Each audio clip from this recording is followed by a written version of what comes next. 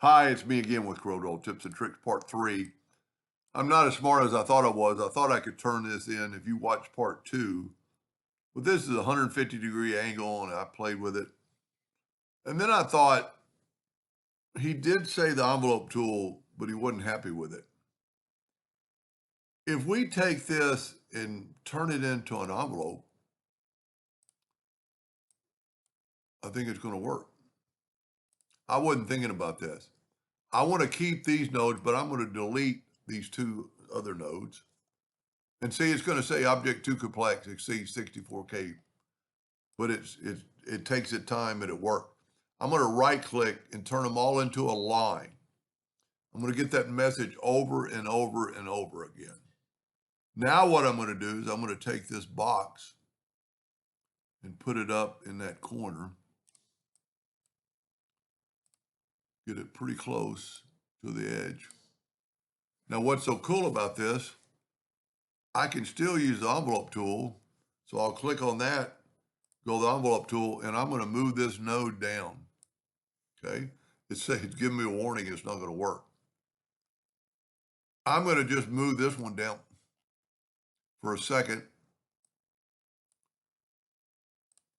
because I want it a little bit lower. Now we have these other two nodes right there. If we will move that node all the way to right there,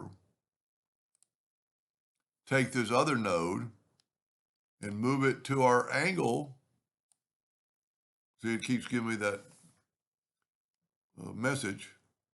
Now, but if we take this one and move it to here, okay, and then take this one to move it to here, say, okay, that's his pattern perfectly. I mean, you couldn't want it any better.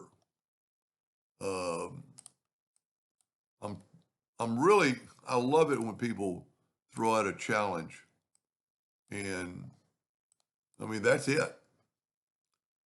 And I don't know what he's going to do with it. I hope he sends me the final whatever he's making out of it, because he had it in this border. But anyway, the envelope tool comes to the rescue this time. Just remember to turn everything into lines and delete the nodes you don't need. Like we needed that extra node. I'd never thought about moving that other node around to the pivot point, but that'll work. Pretty cool pattern. Anyway, I hope that helps somebody someday, and the gentleman I was trying to help, and thank you for watching.